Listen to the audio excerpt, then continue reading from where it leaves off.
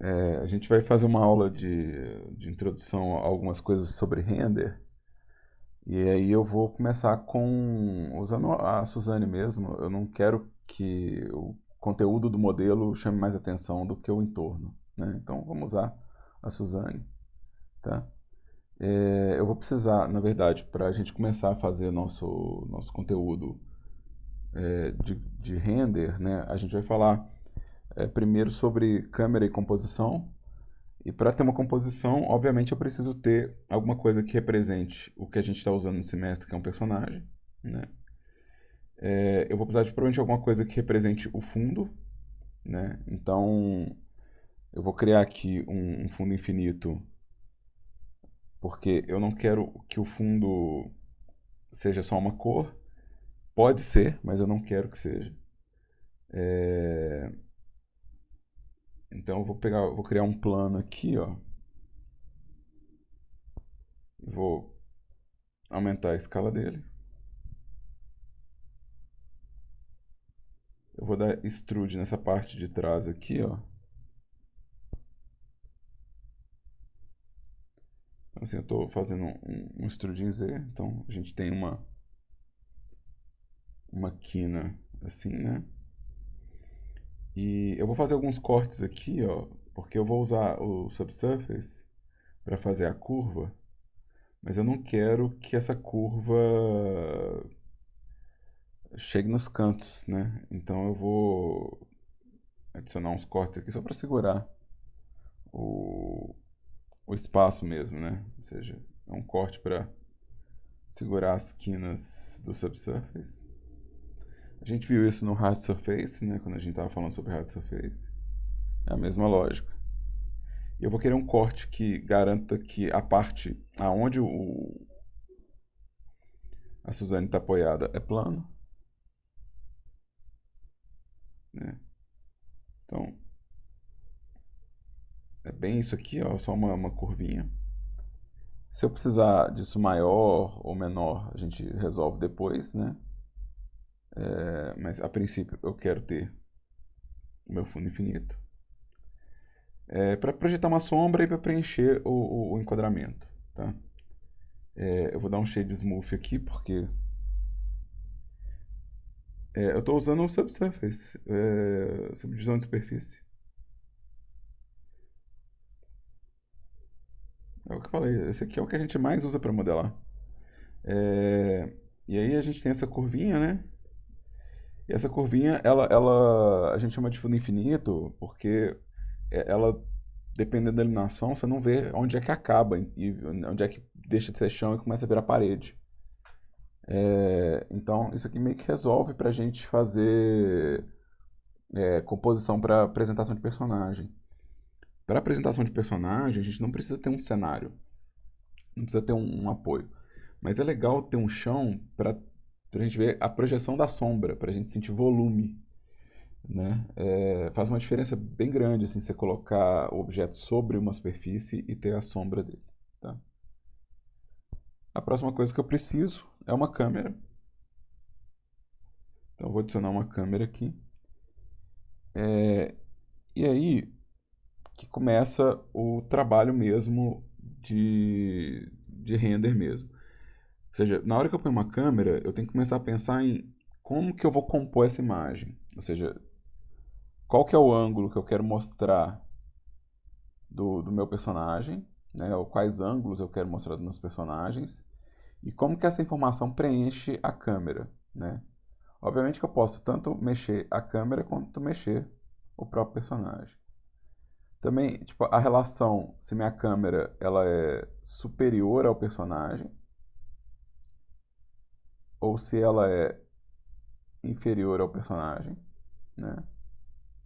Ou seja, se eu quero dar uma sensação de que a coisa é maior do que quem está olhando a imagem, ou menor, né? E o quanto de preenchimento que tem, né? Ou seja, o quanto de preenchimento que essa imagem tem.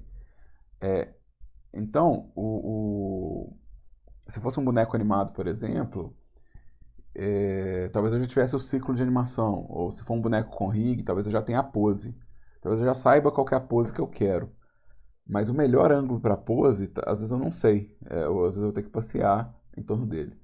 Lembrando que eu não preciso fazer rotação do modelo ou do personagem para poder mostrar ele em todos os ângulos sempre. Eu posso fazer isso só quando o meu modelo é realmente interessante em todos os ângulos, né? E lembrando também que animar o modelo rodando é super simples, né? Animar ele girando é o de menos. O mais importante para mim é que vocês entendam que existe uma informação a ser apresentada, né? E como que essa informação ocupa o espaço e aonde ela ocupa o espaço é importante para a gente também, né? Ou seja, não é só a gente não é só centralizar ou colocar na frente da câmera, ou a harmonia da composição também é importante, tá? Então, a gente tem no Blender algumas coisas que ajudam a gente a montar essa composição e ajuda a gente a pensar nesse processo. Que dentro da câmera eu tenho alguns controles que podem ser úteis para esse processo, tá? Então, só relembrando, a minha câmera ela pode ser tanto em perspectiva quanto ortográfica. Ou seja, eu posso fazer um render é, isométrico do meu conteúdo. Ou seja, você está fazendo um modelo low poly, com essa pegada de jogo indie mesmo, às vezes você não vai querer que o render tenha perspectiva, às vezes você vai querer que ele seja ortográfico, tá? Quando você tem um render ortográfico, não importa o zoom, a forma ela tem que ser para o mesmo ângulo, então é como se fosse um equivalente ao render 2D, tá? Eu também tenho alguns controles na câmera que permitem que eu faça uma panorâmica na câmera, né? E eu também tenho um controle de até onde a câmera enxerga, né? Que é onde ela começa a enxergar e até onde ela enxerga conteúdo. Ou seja, se eu reduzir demais o meu clipping, ele vai chegar numa hora, deixa eu colocar de 1 metro aqui né? Ou seja, é até onde a câmera enxerga, né? Aqui vem super generoso, vem com 1 quilômetro. E onde ele começa também, assim, ou seja, aonde que ela começa a enxergar conteúdo. Isso aqui é bom saber quando vocês estão fazendo um render de algo que é muito próximo, de algo que está muito colado com a câmera. Às vezes está muito colado com a câmera e começa a desaparecer. Então, se você vai dar zoom num detalhe no seu render, às vezes é legal você modificar a distância que o clipe enxerga, tá? Eu tenho a câmera panorâmica, que seria para fazer, né, uma imagem comprida e panorâmica, não é o nosso caso. Eu acho que a gente tem um assunto central, né? Nosso assunto ele é central, ele não é panorâmico. Panorâmico é quando você está realmente fazendo a volta inteira de um cenário, né? Então, eu acho que não é o nosso caso. A gente vai usar a câmera ortográfica de perspectiva. A câmera de perspectiva ela tem uma profundidade de lente que, se eu mudar aqui, vocês vão ver que a câmera vai ficar mais comprida ou mais achatada. Isso vai definir o quão deformado o meu modelo vai ficar na lente, né? Se a minha câmera ela tem uma profundidade muito curta, então ele vai começar a enxergar muita coisa da lateral. Ou seja, se eu aproximar demais do meu modelo, vocês vão ver que ele vai deformar pra caramba, né? Olha como que está deformado a Suzane na minha lente, né? Não é inútil, tá, gente? Dependendo do que você quer fazer, né? Dependendo do tipo de modelo que você quer fazer, ou tipo de assunto que você vai fazer, isso vai ser super interessante, né? Você quer fazer é, é, uma composição que pega muito das laterais, né? É, tem. É só. Você pode desenhar a interface do Blender do jeito que você achar melhor, assim. Você pode deixar, tipo, inclusive já com shading ou com render e, tipo, só a composição, né? Então você tem um controle bem grande, assim, de como que você vai enxergar o espaço. É comum, na verdade, é bem comum, na verdade, quem trabalha com render ter um espaço que é o espaço. Mudei os atalhos aqui da minha tablet, eu estou acompanhando com ela. Então, para você ver o que é o resultado de render e o que é isso. Tá? Então, vou deixar dividido. Só que eu acho que eu vou deixar dividido, como o nosso render é horizontal, vou deixar dividido assim, ó. E aqui eu não quero ver nenhum conteúdo de interface. Esse pá eu não quero ver nenhum cabeçalho, né? E aqui embaixo eu quero ver o que é a lente, né? Então aqui, ó, a minha lente ela é muito exprimida, então ela começa a ver muito do que está nos cantos, né? Ou seja, quando é que a gente usa isso, né? Vocês estão fazendo jogo, quando é que a gente usa isso? A gente usa esse aumento de lente em jogo de tiro, para o player ter uma visão periférica maior. Isso serve também para composição de cena. Quando você quer mostrar, por exemplo, um cenário, né, e se o render for de cenário em vez de personagem, é comum a gente abrir a abertura da lente para você mostrar mais do cenário, para você ver mais lateralmente o cenário. No personagem, é comum a gente fazer o contrário. No personagem, é comum a gente espremer a câmera para reduzir a deformação. A câmera que vem aqui, ó, no Blender é uma câmera de 35 mm, né? E porque é uma câmera de 35 mm, se eu chegar perto, ele vai deformar um bocado o personagem. Numa certa distância, não. Mas se você vai querer fazer, quer reduzir a distorção, quer que o personagem pareça mais próximo com o que é o model sheet, é comum a gente aumentar essa milimetragem para 50, que é uma milimetragem comum para fotografia, né? E aí ele não fica ortográfico, mas você ganha um espaço de zoom muito grande sem deformar muita coisa, né? Ou até 80 mm, né?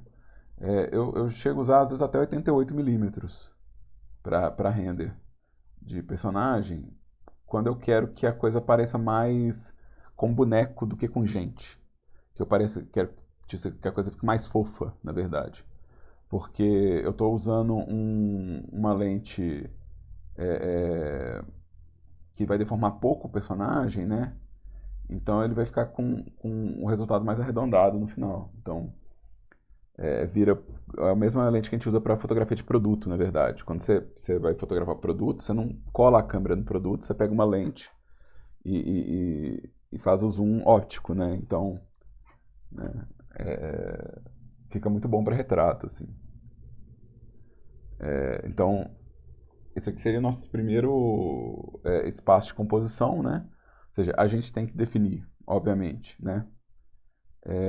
Aonde que a câmera está, né? Ou seja, a primeira coisa que eu falei é definir aonde que a câmera está. Dependendo de onde a câmera estiver e da intenção que você quer provocar, né, você vai afetar como que a lente comporta também, né?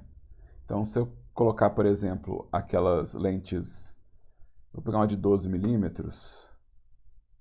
e jogar aqui, ó, você vai ver que para fazer um objeto grande, uma lente né, de profundidade mais curta, né, de 12 mm, 6 mm, vai te ajudar a fazer com que o personagem pareça grande, né? Você vai ampliar a sensação que o objeto é grande. Então ele vai ficar, né, né, você está fazendo, sei lá, um monstro, um gigante. É interessante que você abaixa a câmera, deixa ela mais baixa, para quem está vendo a imagem ficar inferior ao personagem, né?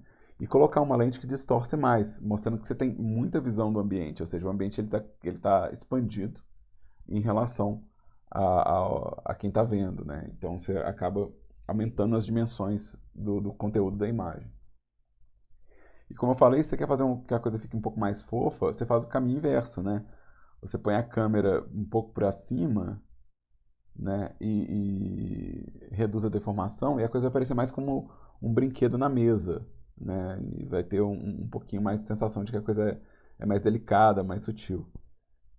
Então, faz uma diferença enorme na qualidade do render você ajustar esses valores aqui, né? Acho que 50 milímetros pra gente aqui tá bom. Eu quero ter um pouquinho de perspectiva, né? E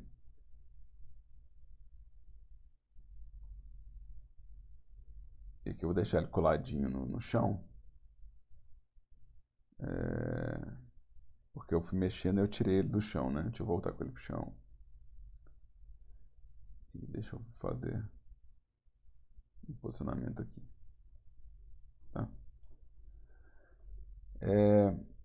O Blender ele tem um controle de foco, mas como a gente está usando só um objeto, não vai ter muita graça o controle de foco. Tá? Deixa eu colocar aqui um cilindro.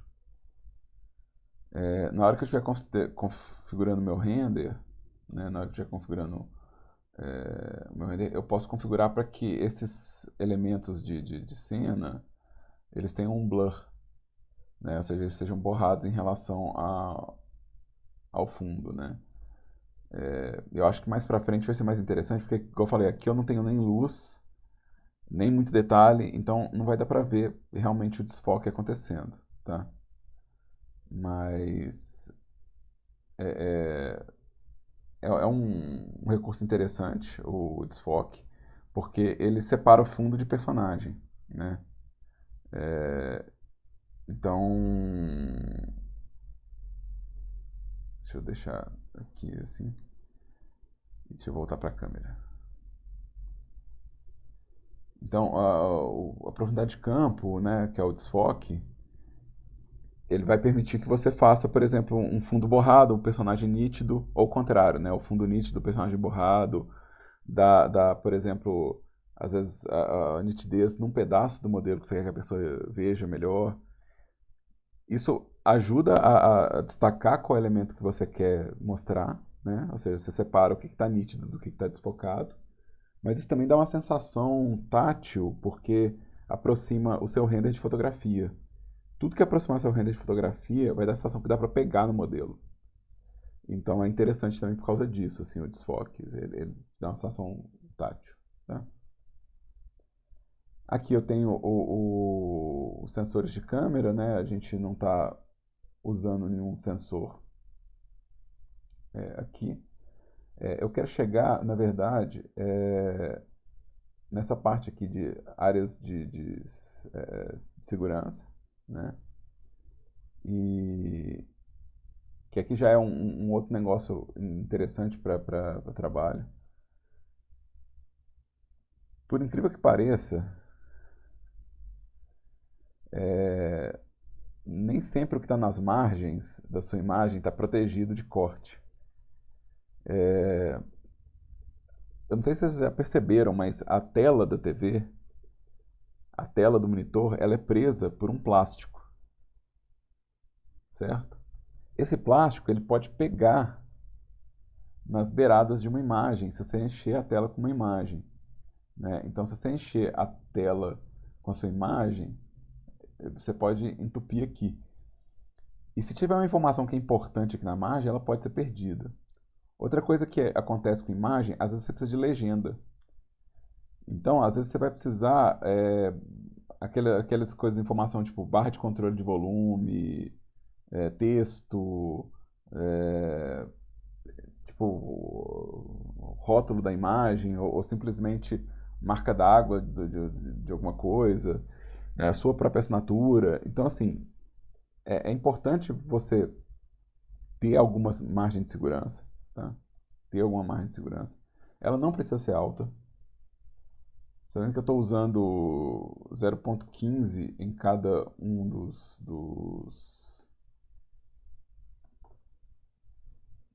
dos eixos aqui, aqui ó, é área salva para texto.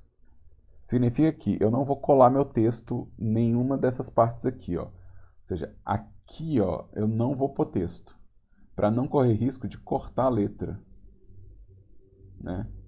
Então, nada aqui ao redor vai entrar texto. A segunda margem é a de ação. Eu vou colocar 0,2 em cada um, né? Só para invertir aqui, ó. Então, deixa eu pôr 0,1 para título. Pode ser menos ainda, acho que pode ser 0,05. Graças a Deus com tela 0,05. Aí, ó, 0,05 e 0,15 aqui embaixo. 0,15 aqui embaixo. Essa área aqui é a área de ação. Ou seja, aqui é a informação da minha imagem que eu quero ter controle dela, assim. Ou seja, eu quero que a informação do meu modelo esteja, né, ou pelo menos a informação prioritária do meu modelo, esteja dentro dessa margem, né? E aí eu vou ter certeza que não vai ter corte, não vai tampar. Se eu colocar num site que tem, que coloca legenda ou que põe íconezinho, né? Você põe lá no Instagram e começa a aparecer, tipo, ícone de volume aqui, ícone de compartilhar aqui, ícone de não sei o que aqui. Você começa a colocar, vê que aparece um monte de informação. Então, é bom saber que a totalidade da sua imagem pode cortar algum dado se você simplesmente colar o seu modelo nas beiradas assim. Então é bom deixar uma pequena margem. Tá? Aqui também eu tenho como criar área de centralização também, né? Ou seja, eu posso criar mais uma segunda marcação se eu quiser, né? Tipo, se eu quiser marcar um centro ou algo assim, né? E eu não sei se é necessário para a gente, porque o nosso render é relativamente simples, mas te dar um exemplo de onde a gente usava isso, e que pode ser interessante agora. Eu falei do Instagram, e a imagem do Instagram ela é quadrada, né?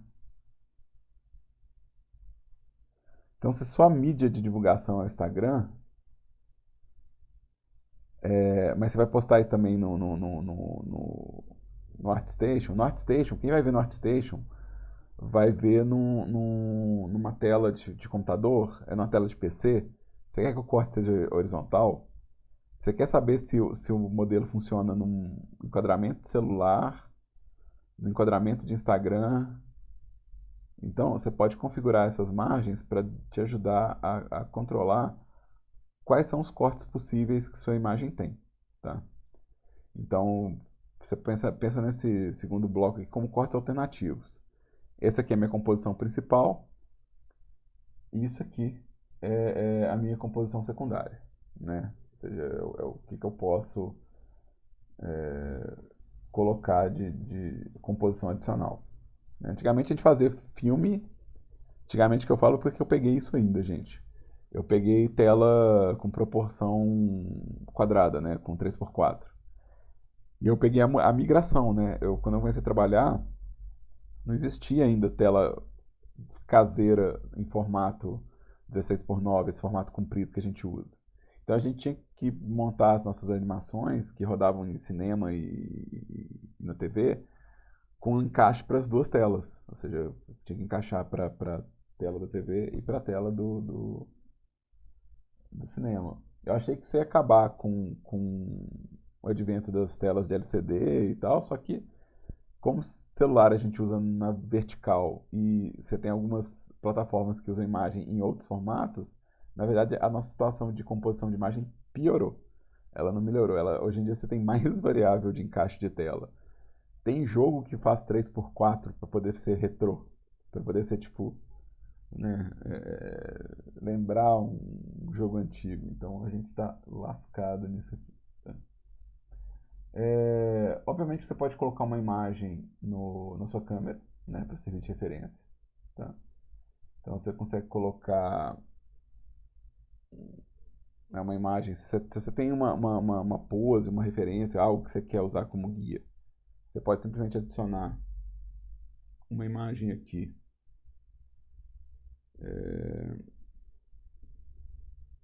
Eu não tenho imagem nenhuma aqui. Beleza. Deixa eu pegar aqui meu... E você pode encaixar ela e usar ela como referência. Então, se você tem é, alguma imagem que você está usando como guia de composição, uma pose de um personagem, um render que você acha bacana, uma foto que você acha bacana, que você está usando como guia, você pode colocá-la exatamente aqui para você comparar um com o outro, né?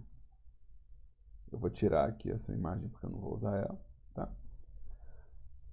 Aqui, ó, é, eu tenho o tamanho da minha câmera no viewport display. Esse é o tamanho do asset, tá? Esse é o tamanho do objeto na cena. Isso não muda o render, né? Então, tá vendo que não muda nada do render. Aqui eu também consigo ver o limite da câmera, que é aquele clipping, que é até onde ela encaixa.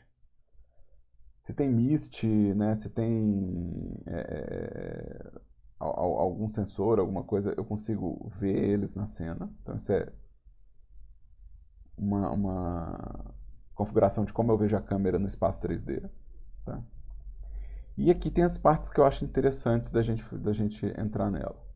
Que são as guias de composição e o meu recorte do render. Tá? Aqui, ó, o meu recorte do render, que é o Passepartout, ele está com capacidade de meio.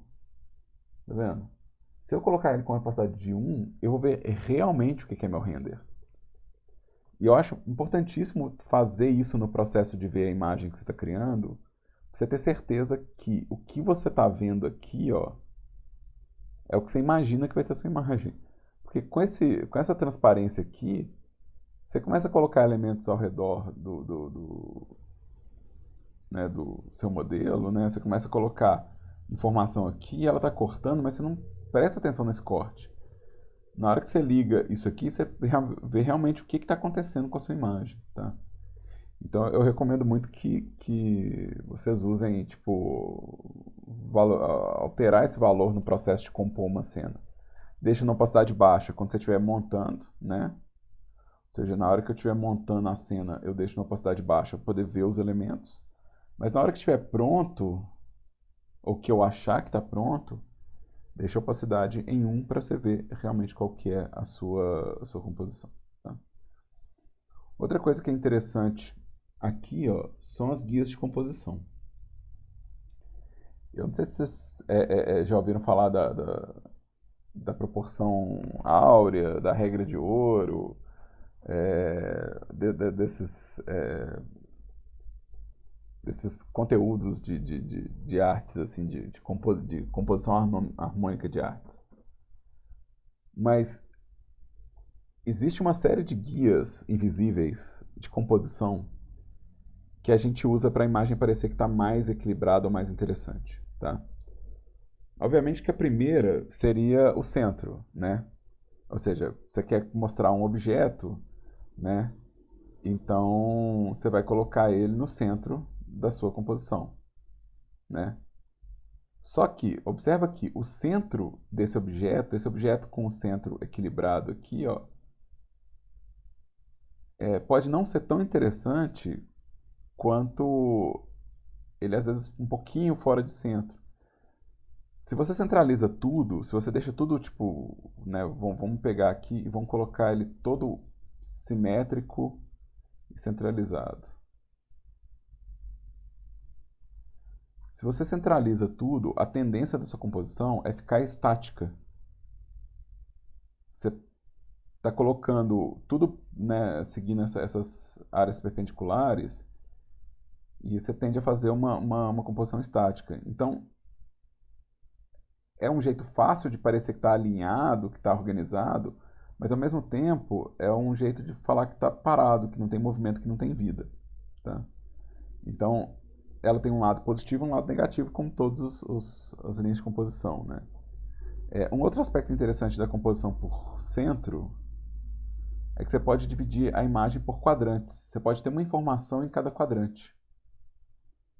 Isso é muito útil quando a gente está fazendo interface para jogo, por exemplo, quando você entende que a tela pode ser dividida em quadrantes, ou seja, cada quadrante está trazendo uma informação.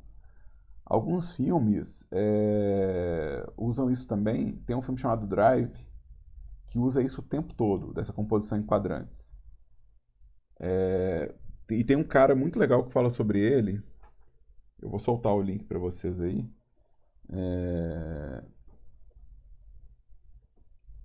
É um cara que chama Every Frame a Painting, o canal dele. Tony Zhou, o nome dele.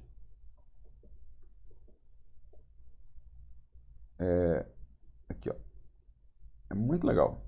Então, depois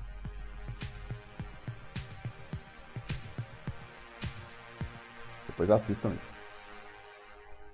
Hi, my name is Tony, and this is E aqui, takes a conventional scene and does o que ele vai falar é muito sobre como que cada informação aqui, ó, de uma imagem, Drive. You start to see the pattern. Almost every aqui, ó,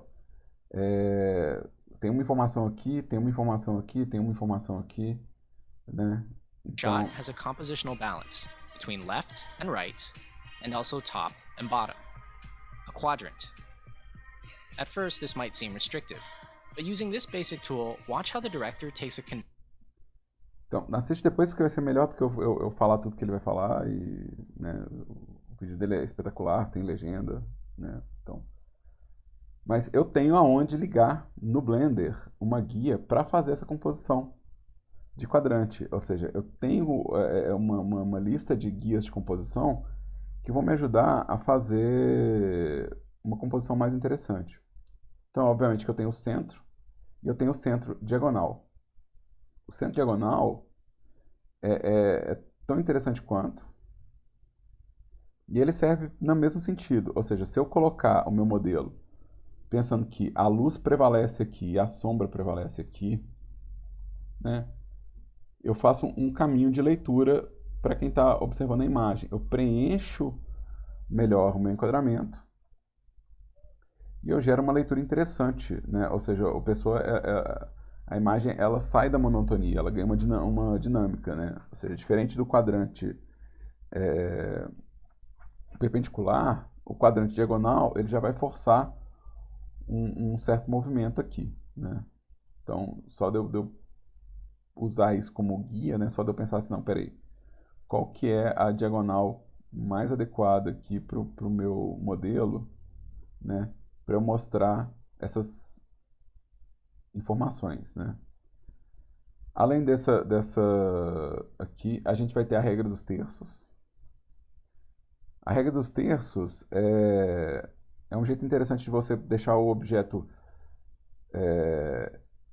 atraente sem ser centralizado, tá? Por exemplo, é muito comum em retrato, eu vou reduzir ela um pouquinho, é muito comum em retrato você colocar o olho dominante alinhado com um desses terços, né? O olho que você quer que seja predominante, né? Ou seja, aqui eu estou criando, obviamente, um vazio do lado de cá, né? Mas não parece desequilibrado, né? Ele não parece desalinhado, né?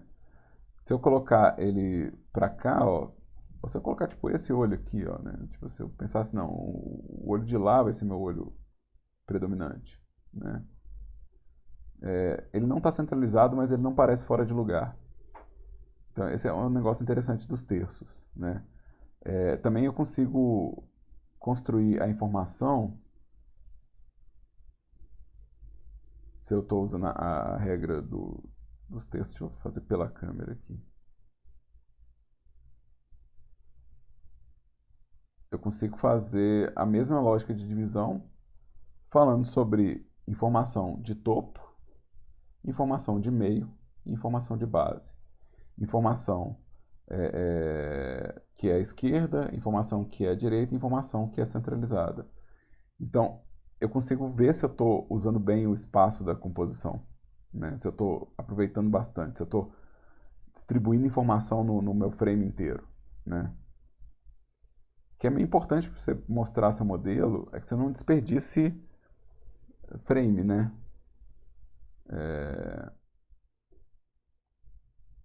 Aqui eu vou ter a proporção áurea, né? A proporção áurea de novo, é um outro ponto de vista onde você não está usando a informação centralizada, mas ainda assim ela parece harmoniosa, né? Ou seja, você não está usando o centro, mas ainda assim parece regular. Você vai ver que a gente tem as diagonais também disso, né? Ou seja, você vai ter essas diagonais, né, que às vezes a diagonal que eu estou usando para o meu modelo não é a diagonal, não é essa diagonal, mas é essa diagonal, entendeu? Que é uma diagonal que deixa a composição interessante também, sem ser necessariamente algo centralizado, né? E se você consegue construir a sua informação, né, fazendo uma sequência nessa diagonal, meio que você orienta o olhar da pessoa. Ou seja, a pessoa ou ela vai chegar aqui na sua imagem por aqui e ela vai ler para cá e vai ter uma leitura confortável, né? Ou o contrário, né? Ela vai vindo aqui, né? Ou seja, em qualquer uma das diagonais que eu começo a ler, eu tenho um movimento de leitura para o próximo eixo, né? A gente vai ter, obviamente, para cada direção, né? O triângulo que eles chamam de triângulo harmônico e o triângulo que eles chamam de triângulo áureo, tá? Os dois são interessantes. E, de novo, isso serve para você... É como se você estivesse calçando, né, o seu render. Ou seja, o seu render ele não é mais uma posição aleatória, né? Você só não jogou a câmera lá. Você está realmente pensando em como que você está preenchendo o frame.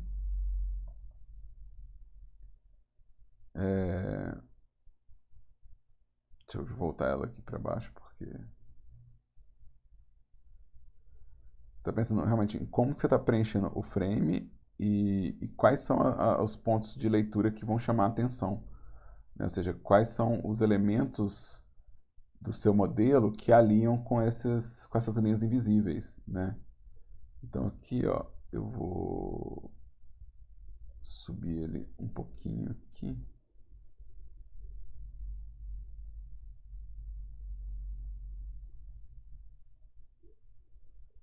Um pouquinho. Eu quero rodar ela um pouquinho aqui também.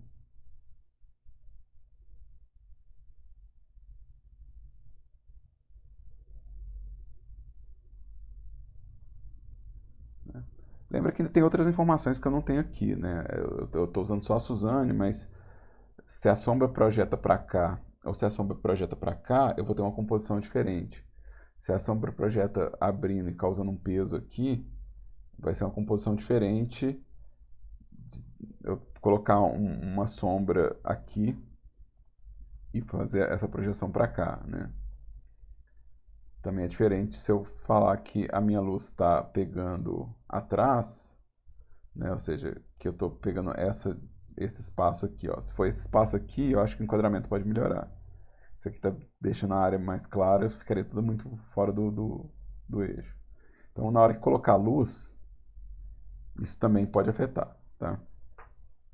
Então, isso aqui são os meus controles de câmera e vocês viram que eu não altero o formato do render na câmera.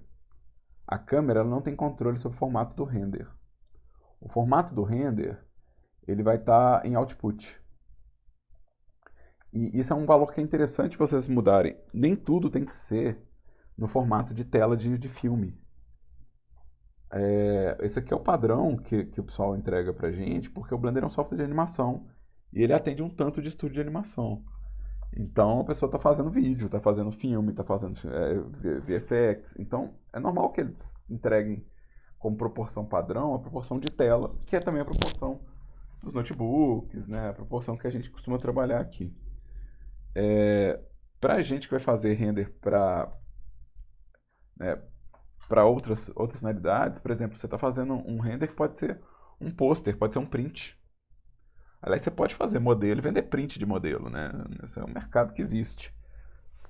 Aliás, um mercado que existe que eu acho interessantíssimo, que tem um fair play enorme, é fazer print de fanart. Ou seja, você não cria um personagem, você pega um personagem que já tem a fama, Você agrega o marketing desse personagem, é seu estilo de arte.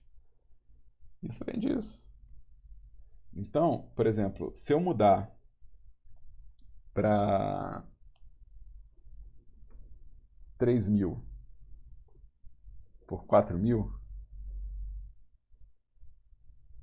eu vou ter uma relação completamente diferente de enquadramento. Tipo, o jeito de pensar vai ser diferente. Observa que o meu olho que estava encaixando num terço não está mais. Então aqui, talvez eu queira fazer um zoom de lente diferente, girar o modelo num ângulo diferente, subir ele, descer ele, né? Então, observa que isso aqui vai afetar demais como que a gente está compondo a imagem. Então, esses ajustes que eu falei agora, que é a resolução da tela, a posição do seu objeto principal, né, e a posição da câmera e as guias de composição, seria nosso ponto inicial. Tipo, o que que eu quero mostrar, né? Qual informação que eu quero exibir, né? Então, e mexe no seu render, né? Levando em conta, né, essas configurações. Aqui eu acho, inclusive, que eu vou colocar ele mais para baixo assim, ó.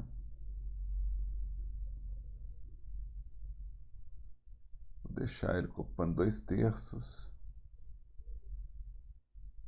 Vou deixar um terço livre. Se for para, se você estiver fazendo para Instagram, por exemplo, vai para 4.000 por 4.000, né? Ou 3.000 por 3.000, né? Vamos pôr 3.000 por 3.000 para. Opa, 300 não, 3.000. Olha só, avacalhou tudo já. Deixa eu selecionar minha câmera aqui. Ou seja, se eu fosse para um Instagram da vida, eu acho que eu já ia querer fazer ele centralizadão, assim, porque o render é quadradinho, né? Então eu acho que ia ficar uma margem diferente, né? Antigamente a gente trabalhava com 3x4. Só que a gente trabalhava com 3x4, né? Com 4 aqui, ó. Então era uma imagem mais retangular e essa imagem, essa proporção é uma proporção parecida com impressão de papel, né? Então talvez seja o que você quer fazer, né? Então, só para comentar que você tem aqui um ajuste, tem que levar em conta qual que é a mídia que você está entregando, né? A gente tem celular que é o inverso disso, né? Que é 1080 por 1920.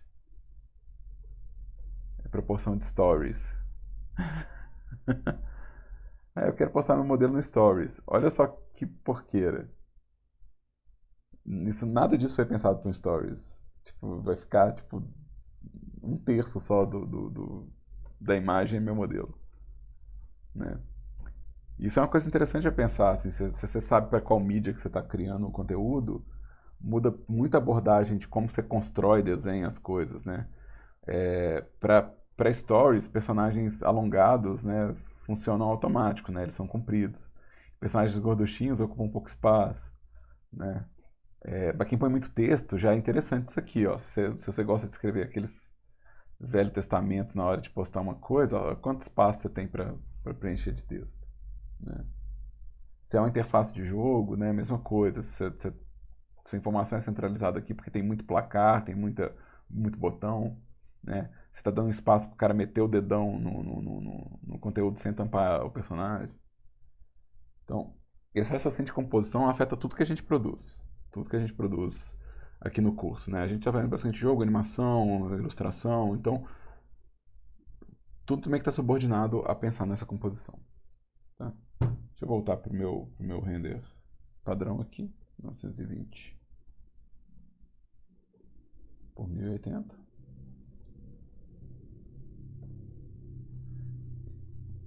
E eu vou dar uma pausa na gravação e separar a aula de render em vários trechos de vídeo. Então, vai ter uma sequência no YouTube, mas para quem está vendo no Canvas vai estar inteiriço.